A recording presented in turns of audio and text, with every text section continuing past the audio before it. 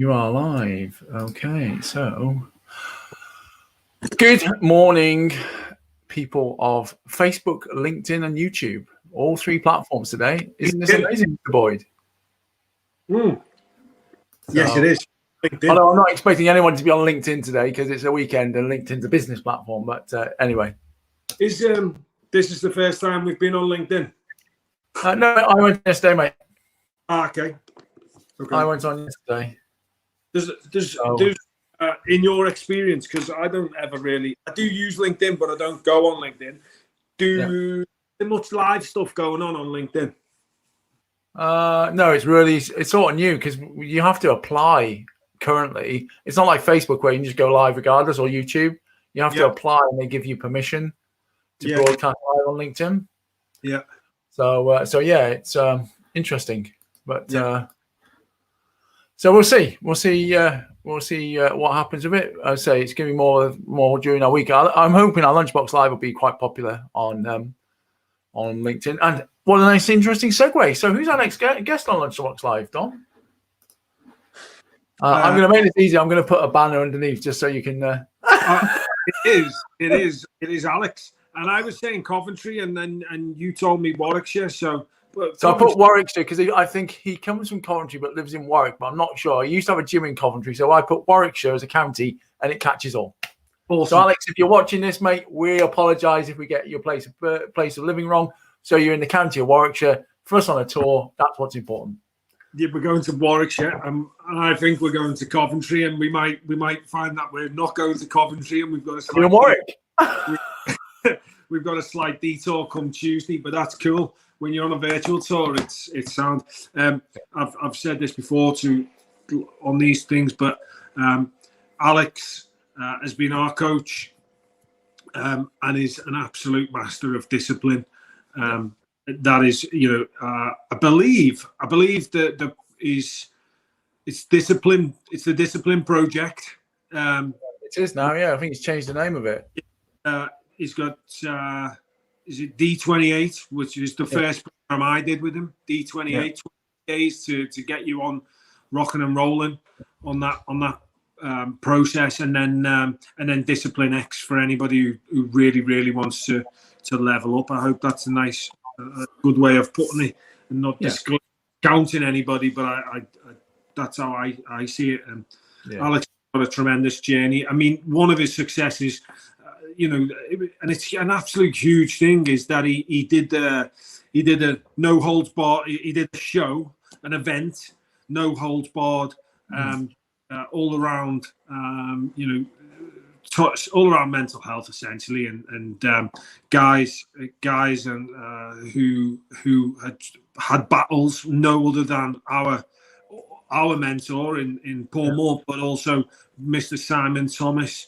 Which is just a huge feat to get somebody like Simon Thomas, But I remember from the days on Blue Peter, and then he went to Sky Sports, and just a regular guy, if you will, just like anybody else you would assume who had some massive troubles. And Alex captured him and created an event, and what an event I believe it was. I didn't obviously go; I wasn't there at that time. But so yeah, Alex has got a tremendous story himself, and out of the flame has come Discipline X, the Discipline Project, and he's a master of it, an absolute master. I am looking forward to it. I did remind him this morning. I sent him the intro video, just say you are working with some pros here, so you need to up your game. And he said, "All right, I'm going to I'll put one of my priorities. I'll get it all ready for sort of Monday." I says, "Well, can't go winging it. We're pros." Yeah. The aim of this is, the aim of all of this is that it's a short show. It's 15 minutes. It's on your lunch. It's short and snappy, but giving people information that can A, inspire them, and B, tips. Three things to stop immediately, and 3 things to start immediately, kind of thing. So that's why we're pros. That's why we're following the process, because we want to have maximum impact. Yeah, absolutely. So excellent. So that's that covered. obviously last night we had our free masterclass, which was world class. I will say so myself because I delivered it. But it was by far the best one. It was by. And we had so much interest and so much lateness of people trying to join late. We've decided that we're going to run an encore on Sunday night at 6 p.m. So if you missed last night, get on quick. I've already got people signing up, which is great. But the link is along the bottom, and it'll also be posted in the comments. So please book on Sunday 6 p.m. I promise you will not be disappointed. It is a first come first serve basis, and that's why we're doing an encore. There was a lot of interest, and unfortunately, people have missed out yesterday, and so therefore we're doing an encore, and it is a first come first serve basis. So, and you do have to re-register your interest. It's not because you've signed up for one, you then automatically get a spot on Sundays. It's a new show. We didn't have it yesterday. We've only decided to put it in place today. So it's just, if you missed it Friday, is re-register your interest. Just get on. See, I've got you on this agile thinking now, Dom. We made a decision at about 1 minute past finishing the masterclass last night. We'd run another one, so we did it. Yeah, that's not normally. I didn't give Dom time to think and plan it and strategize it. We're doing another one Sunday night. Yeah, okay then. You know, we're all evolving. I do see roles reversing here because when we started in partnership, I was very much, let's just do it and see. And you're like, no, I need to plan anything out. And now you're like going, let's just do it and see. And I'm going, Dom, perhaps you should think about this. So it's actually quite bizarre. You're rubbing off on me and I'm rubbing off on you. We're going to find a happy medium at some point. I'm sure. Will.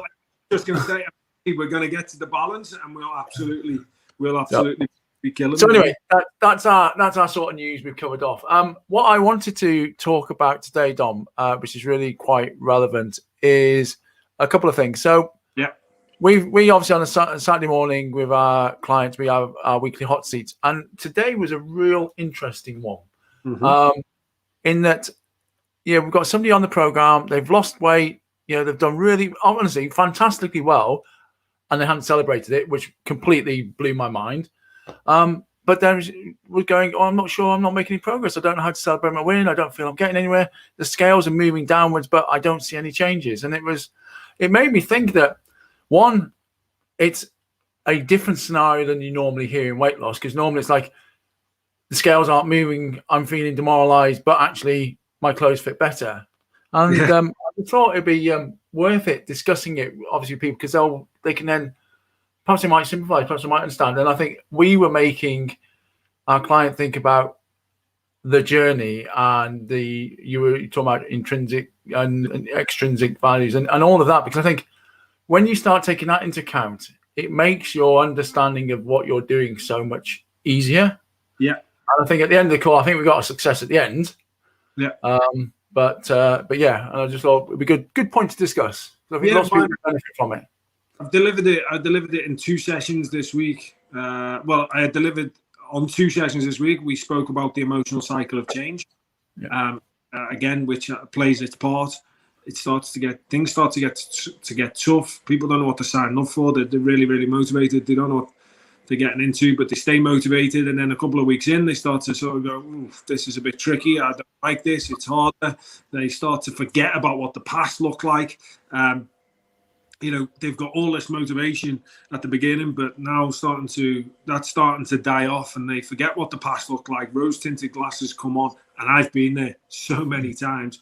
You forget what the past even looked like. The past, you start to think that the past was beautiful, and you start sliding down and start thinking, the present is a bit more difficult than the past was, because I forgot what the past looked like, and it's starting to, and then you end up you end up quitting, basically, because the present, you fester on it,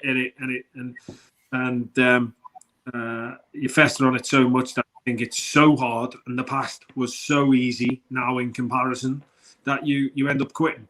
You quit for a little while, you bumble along, you go back to old habits, and then you decide, I'm going to make a change again. Motivation returns, and You set that goal. I'm going to lose X amount of weight. I'm going to run so far. I'm going to do, there's always a number attached to it.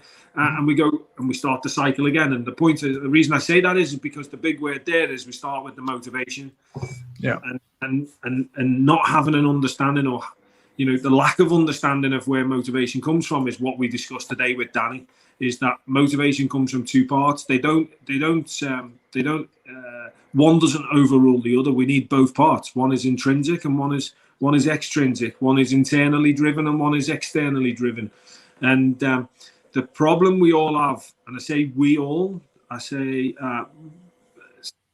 we as in people like us, we when we start on this journey, because we're scared of failure, because we want to be successful, we set high targets, and our external or extrinsic goals, which are our motivation, one half of our motivation, we set them so high or so far away that we just put our heads down and battle on through.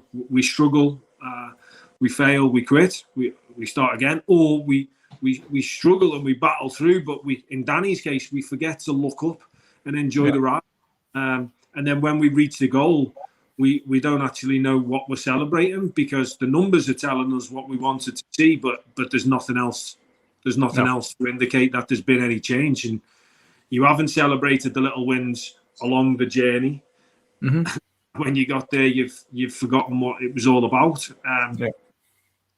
And that's where intrinsic motivation comes in, and that's a massive part of this process. In that we have to have a reason for doing this, a belief that a values, a beliefs part, something that is not measurable. As Danny said to me when I was talking about it, she said, "But that's not measurable." And as we all know, we like to have things that are measurable. Well, that's right, because process goals or intrinsic goals are not measurable. The goal is never ending. The finish line is always, it's always moving along, because it's an improvement in ourself. The broad one is be the best version of yourself. Yes. It's a very general statement, but it falls in line with that intrinsic idea. Danny's, and mine often is that I want to be the fittest dad around. What does that even look like? I can't measure that. Yeah, well, you can't, can you? No, that's the thing. It's like, so I have to get up.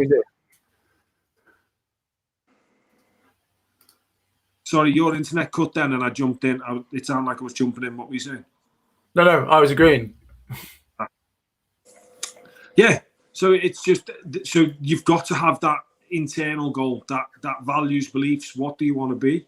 As I say, be the best version of yourself. Be be fitter and stronger than ever. The fittest, strongest self. Yeah. And then that way, what does that even look like? It's different week to week. You always want to be fitter the next week, and that's why I think a great attachment to fitness. A lot of this is around fitness. You go to these HIIT classes and you always turn up and it gets harder every week. Yes. It doesn't get harder every week. We get fitter, we get stronger, and we push ourselves to new levels every week. Yeah. The routine can stay the same, but it's that we're pushing ourselves even more. And you got to celebrate that the way. And when it does start getting easier, then you realise that you need to up your levels. Absolutely. Yeah, that's when you move from a HIIT to a WOD. Yeah. So, yeah. Cool. Brilliant. All right. Well, yeah. And I think, honestly, I thought there's a lot of real benefit from it. A lot of benefit. And it's interesting thinking about benefit. Obviously, last night in the masterclass, I threw a new one on you, Dom, which we hadn't talked about, which is this new questionnaire that I devised in the afternoon, because I was trying to think about, we always talk about adding more value to our clients and to our programs and to helping people. Yeah. And when you talk about emotional eating, people go, well, I might just do it occasionally, I might do that. And there's the end of the scale of somebody who maybe once or twice a year will go, I'm going to have a blowout, which is fine. To the people who it is, like you said, every Friday night, it's beer, it's curry. And then Saturday, it's beer, it's takeaway. On Sunday, it's pub, it's beer, it's takeaway. And then during the week, they're really good. And what I was trying to do in the questionnaire is get it so that people can understand the type of emotional eater. And it was interesting because I sent one out to one of our attendees last night, and straight away came out and she almost immediately went, I'm a stress and anxiety emotional eater. I would never have thought of that. And that's the whole purpose of the questionnaire, is it asks you the questions that make you figure out what you are, because most people don't realize how they're emotionally eating because they go, oh, I'm all fine. But then they look at themselves and go, yeah, but I'm overweight. You're overweight because you're eating too much. Yeah, but I don't think I'm eating too much. And all of a sudden they start identifying it. So yeah, I think it's it was quite interesting. So it was interesting to get feedback from people on that. So cool. I think it's there's a couple of things that it surprises people. They don't understand stress and anxiety, and they don't associate things. They don't associate parts of their life with other parts of their life. They don't associate stress with food, and then they hang on, wow, okay, and that could be a light bulb moment for people. And then obviously the sort of the journey along the way then becomes, from one story is of the questionnaire and surprising you to back to Danny's sort of piece, where then once you're on the journey, it becomes it's a struggle. But as I touched on the session from Thursday, is that rewiring the brain is our brain is wired the way it is because we've told ourselves certain things over the years, and rewire that is a struggle. So you've got to battle through the struggle. Yes. Once you get through, the happiness is on the other side. And this is why we keep saying people all along is that weight loss is a byproduct to working in our program. Yeah. Our program is not about weight loss. Yes, I have lost 100 kilograms. You've lost your weight. You've dealt with your emotions, but actually, the secret is dealing with the emotional side of it from the sort of neck up, going, right, once I can get control of that, actually I'll make the right decisions. I will be the person I want to be at a comfortable weight that I want to be, because I'm not consuming the additional calories that I don't think about through whatever emotional state I'm in. And you touched on the point, I mean, yesterday's post when we were talking about, if you ate 100 calories a day additionally every day, then over the year, you've got 36,500 calories, which is a hell of a lot of weight. If you divide that, is it 3,500 calories? All of a sudden you can put on this weight that just actually creeps up on you. And I think it does. It creeps up. Yeah. So, and I think if we can deal with this and deal with the emotional side of those additional calories that you're consuming, and it's been interesting because we've been working with guys this week and saying, don't track your food in MyFitnessPal or Calorie Counter. Use your food journal. Use that to track your food, because most people on our journey know their calories. They know how to track, because we are their last point of call, because they've done every single diet plan. They've done every single workout. They all know how to lose weight. Everybody on our program knows how to lose weight, don't they, Dom? Yeah. You don't need to work out their calories and their macros for them, because they've got about 5 different options from 5 different plans they've done previously. But what they don't know is when they're eating and how they're eating. Yeah. And you and I both know when you're tracking food, unless you're ultra disciplined like we are sometimes, you don't count everything. Whereas if you do a food journal, you're looking about how you're thinking and what your attitudes are to food, then you can look at the state you're in when you're eating, and you're looking at the reason you're eating, not what you're eating. Yeah. It's not just, some people are, people have got confused around that as well. And we're not talking about like, you know, your normal 3 meals a day. We appreciate, or 5, depending on how you split your meals up over the day.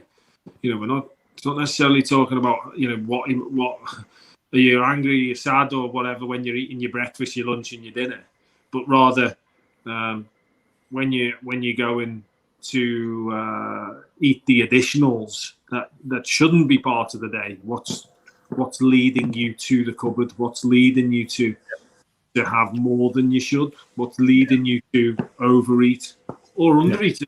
Maybe if you're not eating, why have you not eaten that? Why have you not eaten your dinner? Why have you not eaten? Just why are you skipping a meal? What's the emotions there? So it's not about, you know.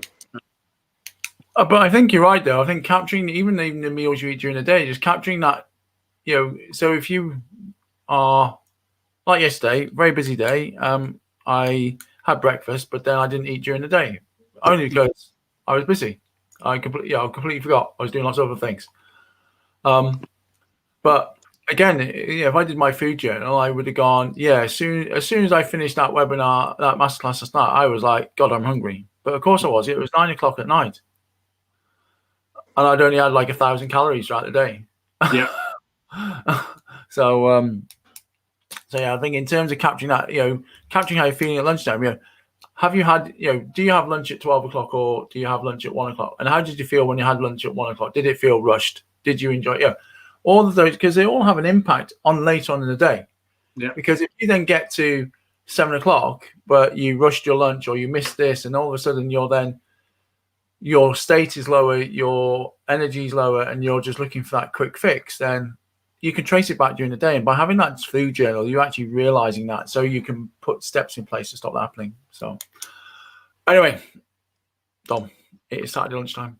We are now in the afternoon. So thank you ever so much for this, and a public note of thanks for everything you've done this week, mate. You worked tirelessly. So we've had a challenging week, but we're at the end of it. Next week's going to be busy. So here we go. We rest and go again. So awesome, Tibbsy. Thank you. And the last thing I'll mention is we are now on Spotify, so you'll be able to listen to this morning boost on Spotify because it'll be published there later on today. Morning boost, Lunchbox Live. Yeah. Just look up Transform 365 Talks, because I realized, Dom, that we couldn't have two separate. I'd have to have two separate accounts of podcasts. So it's Transform 365 Talks, and under that you'll find our Lunchbox Live and you'll find our morning boosts. Awesome. So super. Have a great day, everybody, and appreciate you watching this. If you do watch it on replay, if you can put hashtag replay in the comments, that would be super, because it does help the algorithm and it helps Facebook know that we aren't just a couple of weirdos talking to each other. Have a great day. Adios.